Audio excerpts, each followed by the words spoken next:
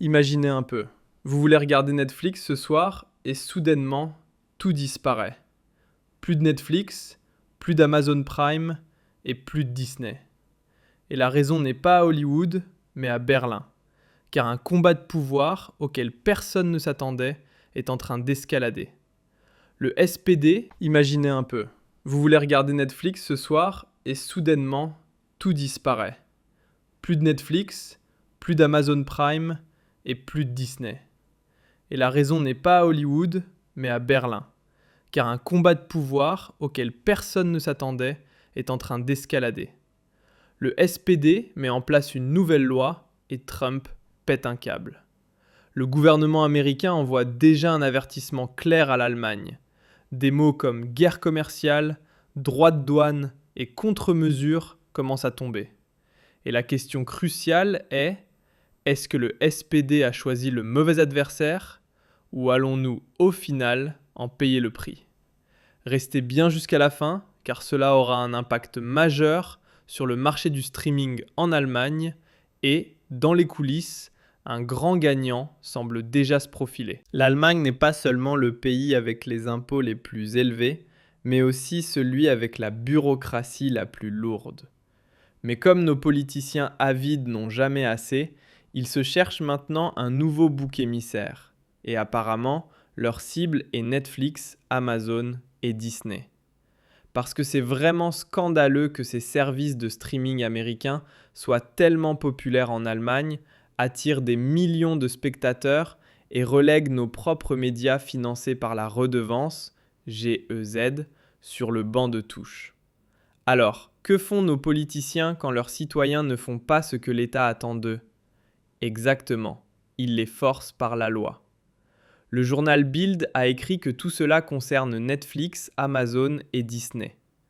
Le gouvernement Trump met en garde l'Allemagne contre la loi du SPD. Au sein du gouvernement fédéral, un conflit éclate sur la manière de gérer les fournisseurs de streaming américains tels que Netflix, Amazon et Disney. Et bien que l'enjeu soit relativement de quelques milliards d'euros, ce différend pourrait avoir de lourdes conséquences pour l'économie allemande. Comme l'a appris Bild, le gouvernement américain est intervenu. Lors du dîner avec la chancelière, on redoute une nouvelle escalade de la guerre commerciale avec le président américain Donald Trump. Oui, et c'est encore une fois typique du gouvernement allemand. Quand il n'y a pas de problème, il s'en crée. Je veux dire, à peine le conflit sur le Groenland a-t-il été réglé que notre gouvernement se remet à s'attaquer à Donald Trump. Et je ne sais pas comment vous le ressentez, mais moi, ça me rend vraiment furieux. Parce que notre gouvernement crée sans cesse de nouveaux problèmes, au lieu de résoudre les anciens et de faire de la politique pour le peuple allemand. Et en tête de file, la SPD. Un parti complètement inutile qui déclenche un conflit après l'autre.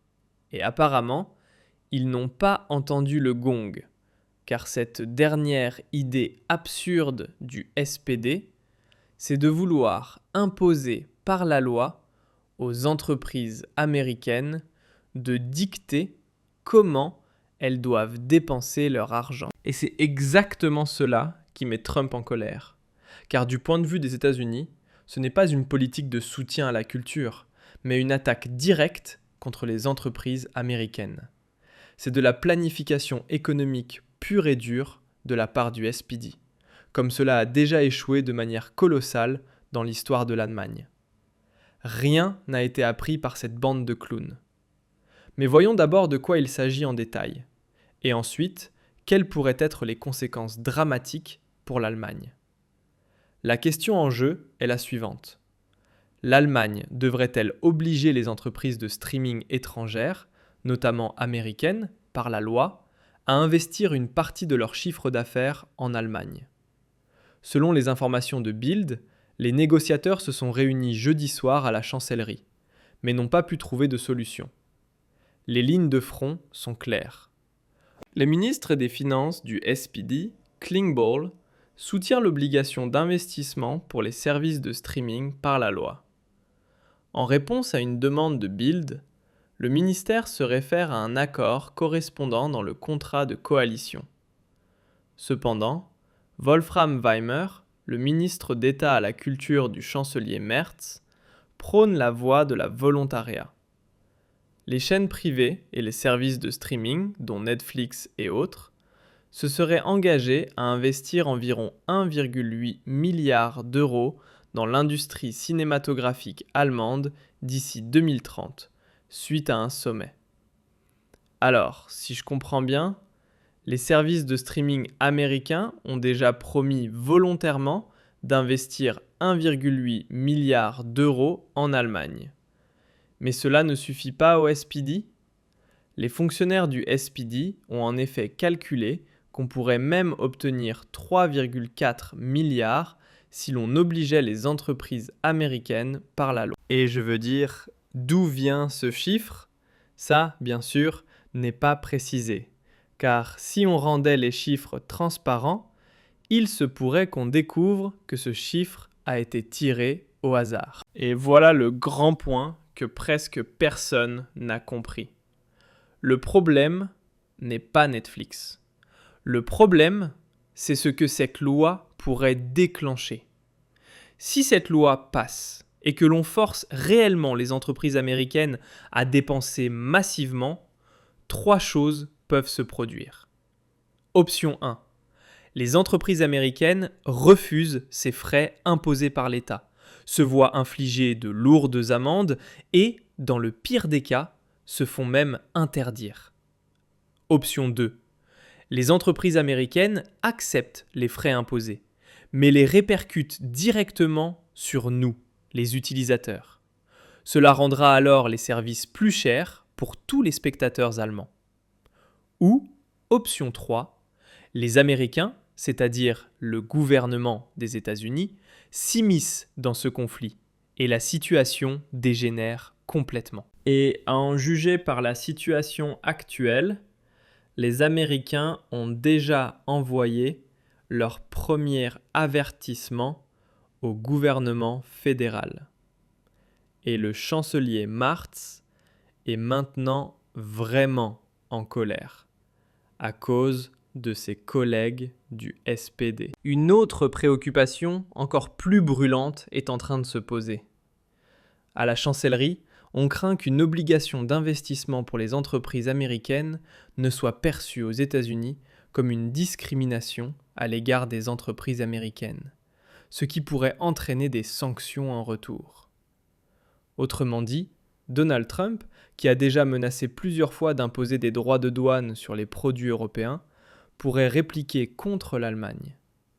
En réalité, le gouvernement du président américain Trump est déjà alerté. Bild a en sa possession une lettre de l'attaché commercial de l'ambassade des États-Unis à Berlin.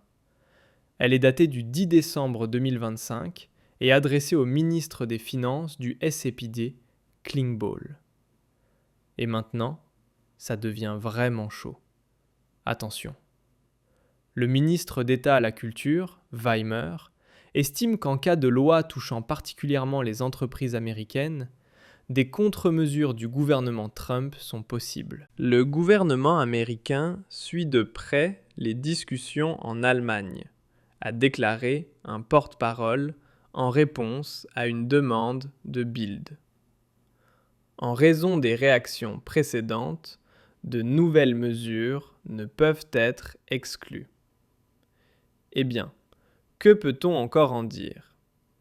Netflix et Amazon sont d'énormes modèles de réussite, et c'est pour ça qu'ils sont si populaires, parce qu'ils offrent du bon contenu pour un petit prix.